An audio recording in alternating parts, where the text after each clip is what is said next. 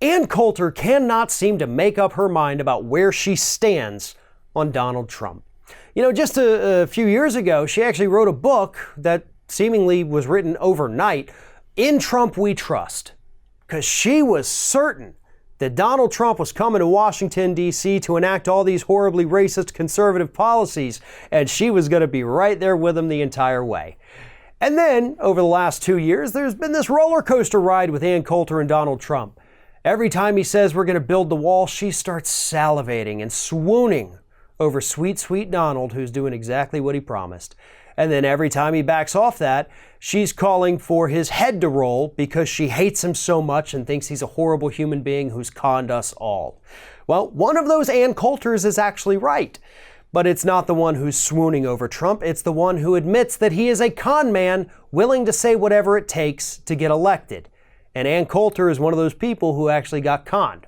Now, I know there's still some rumblings. Is he going to get the funding for the border wall? Is it coming in February? Will he get it by New Year's Eve? Who the hell knows at this point? The answer is no. He's never going to get the funding for the border wall. And I think Ann Coulter knows that. But before any of these arguments even started last week, Ann Coulter talked to the Daily Caller, where she said that Donald Trump is likely to be the last Republican president ever elected in the United States because he has destroyed the people's trust by not giving them the border wall. I want to read this paragraph here from The Week. It's fascinating. Here it is. Coulter said that she won't vote for Trump in 2020 if there's no progress on the wall by then, as there would be no reason other than so Ivanka Trump and Jared Kushner can make money, which seems to be the main point of the presidency at this point. But she's not even sure Trump will make it that far. My prediction is that his support will evaporate and Trump will very likely not finish his term and definitely not be elected to a second term. No Republican will ever be elected president again. Now, as much as I would love to believe Coulter is right here that no Republican will ever be elected president again, we're going to have Republican presidents again. It's just, what is that Republican Party going to look like? But that is a question for another day.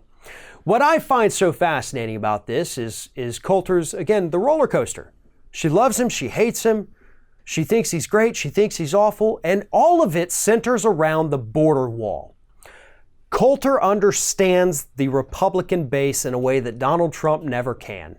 She knows that those hardcore MAGA hat wearing folks would be just as comfortable wearing a white hood over their head, because that's been her base for decades now. She knows how to play to them.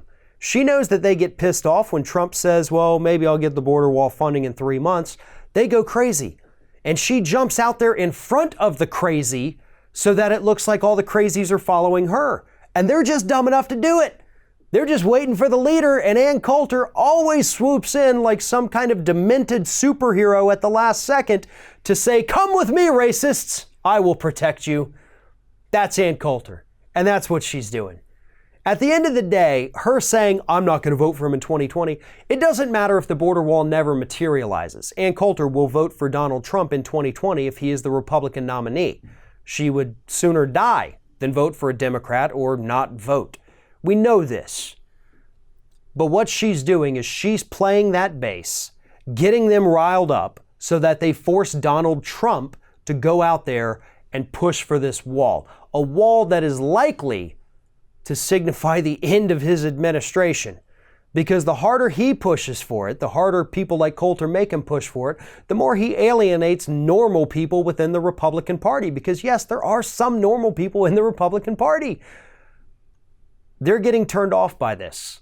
So as Ann Coulter pulls him further to the right, she's also doing the best job ever of destroying his chances of winning re-election. Thanks, Ann. We appreciate it.